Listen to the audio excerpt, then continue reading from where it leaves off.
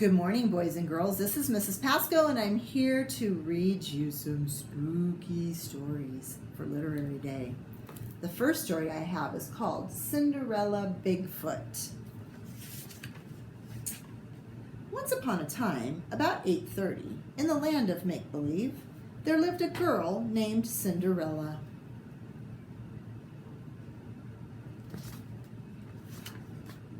Now, there were a lot of funny-looking people in the land of make-believe, but Cinderella was the funniest. Her most outstanding feature was her big feet. When she stood up, she looked like a seaplane. Cinderella lived with her beautiful stepmother and her 3 beautiful stepsisters, Weenie, Whinie, and Mo. She also had a beautiful stepcat, a stepdog, and a stepladder. The size of Cinderella's feet caused her many problems. She bounced off the ceiling in ballet class. She always lost at hopscotch, and she had to buy a sock for every toe. However, the worst problem for everyone else was that when Cinderella's bunions bothered her, she'd take off her shoes and leave them around town. The giant, smelly shoes would block doorways, stop traffic, and take up 4 parking spaces at the mall.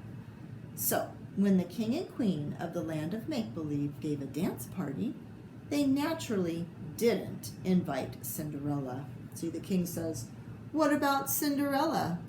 "No, it just wouldn't be safe," the queen said. On the evening of the ball, the stepsisters stepped into their party dresses. "Isn't it exciting?" said Weenie. "Tonight the prince will choose a bride," said Whinie. "I hope it's one of us," chirped Mo. But Cinderella wasn't much interested. She was trying to remember where she had left her other sneaker. Soon it was time to leave for the ball. "Goodbye," twittered Cinderella's stepmother. "Goodbye," chattered Weenie, Whinie, and Mo. She's looking for her shoe. Where can it be? As soon as they were gone, Cinderella put her feet up and turned on her favorite TV show, Lifestyles of the Royal and Famous. Suddenly, a cow wearing a blonde wig and a pink tutu appeared on top of the TV. "Would you please move your tail?" asked Cinderella. "You're blocking the screen." "I'm Elsie, your dairy godmother," replied the cow, "and I'm here to send you to the ball." "I wasn't invited," said Cinderella. The cow waved her golden wand. Just then, an invitation dropped through the mail slot. Voila! "I don't have a thing to wear," whined Cinderella. Elsie waved her golden wand again. Cinderella was suddenly wearing a glamorous, glittering gown. There she is. There goes the mitten. Here comes the invitation. Here she is, 1 shoe on and 1 shoe off in her beautiful glittering gown. "I can't find my other sneaker," sniveled Cinderella. The cow twirled her wand. On Cinderella's feet sparkled 2 glass sneakers. "Wow!" "I don't have a carriage," moaned Cinderella. "Take the bus," said her dairy godmother, handing Cinderella some change. "Thank you, dairy godmother," said Cinderella. She turned to leave. Here she goes. She's all dressed up, and she's headed off to the ball. "One more thing," said the cow. "You have to be back before the clock strikes 12. "Sure, sure," said Cinderella. "Bye." "Let's go." When Cinderella arrived at the ball, everyone pointed and said, "Who's that funny-looking girl?" There she is, getting to the ball. Everybody's all dressed up. Prince Smeldred, who was quite funny-looking himself, raised his head from the punch bowl and sputtered, "Who's the doll? Want to dance?" "Let's trip the light, fantastic big boy," said Cinderella, twirling. There he is with his head in the punch bowl, and there they are, dancing away. "Ouch!" said Smeldred. "You stepped on my foot." The two began to dance. "Ouch! Ouch! Ouch! Maybe we'd better sit this one out," howled Smeldred, hopping up and down. Just then the clock struck 12. Time goes fast when you're having a ball. There they are, dancing the night away. "Ouch!" She stepped on his feet. "I have to go!" shrieked Cinderella. "But who are you?" cried Smeldred, rubbing his feet. "I'm late," she replied. "That's a funny name," said Smeldred, who wasn't too swift. "What's your address? What's your phone number? What's your sign?" But Cinderella was gone. She'd left behind one glass sneaker, size 87, AAA, that blocked the doorway, so everyone had to leave through the back door. She made an awfully big spectacle.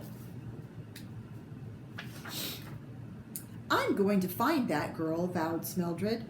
Using a tow truck, T-O-E, he hauled the sneaker to every maiden in the kingdom. Each girl would put in 1 foot, then 2 feet, then both hands.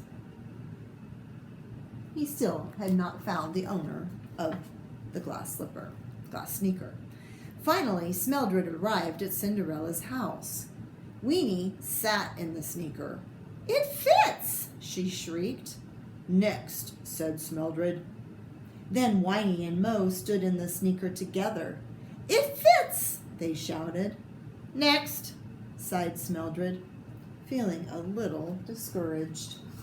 Voila! Just then, Cinderella lumbered into the room.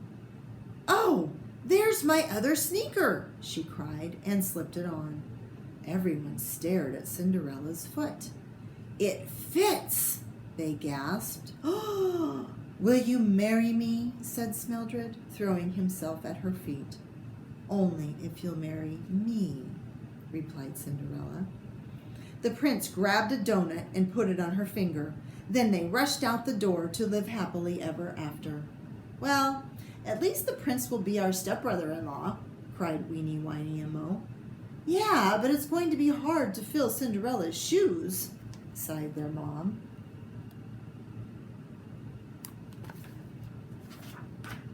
Just then, Elsie appeared on top of the refrigerator. "The shoe must go on," she uttered with a wink, and poured them each a glass of milk. The end. The next one is called My Monster Mama Loves Me So. My monster mama loves me so. Let me tell you how I know. When I wake up, she tweaks my nose and tickles all my pointy toes, combs the cobwebs from my bangs, and makes sure that I brush my fangs. She gives me great big hairy hugs, bakes me cookies filled with bugs, and when I'm sick, she's twice as nice. She gives me lizard juice with ice.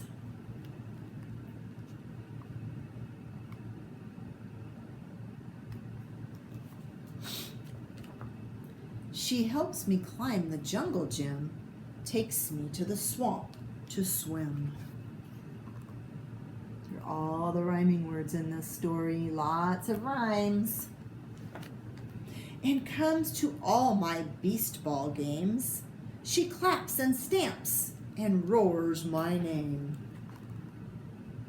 There he is playing beast ball. And when the scary things come out to wave their arms and scream and shout, she tells me, Don't be frightened, dear, and shows me how to disappear. There's the scary things over here.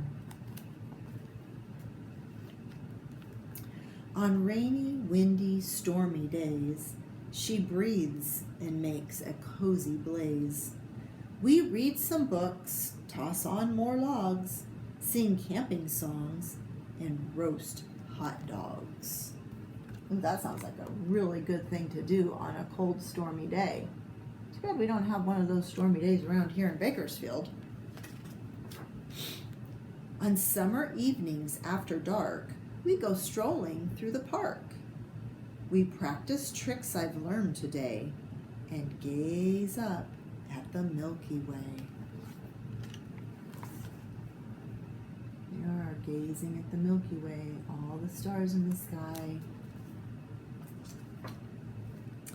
And when the moon sets in the sky, she sings a monster lullaby of things that shriek and moan and creep, soothing things to help me sleep.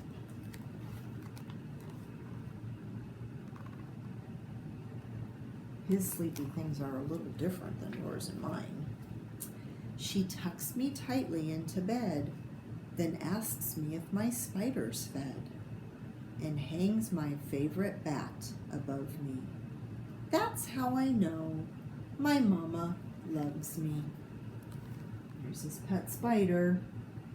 There he is, all tucked in bed with all those creepy things around him. See his bat sitting up there above his head on his bed. Oops! One other thing is true. Your monster mama loves you too. There he is, tucked in bed. Mama's giving him a kiss. And there's the other monster mama and her monster kiddo. The end of My Monster Mama Loves Me So. I sure hope you enjoyed my reading and the stories today, boys and girls, and we can't wait to have you back on campus. We'll see you soon, and happy Halloween.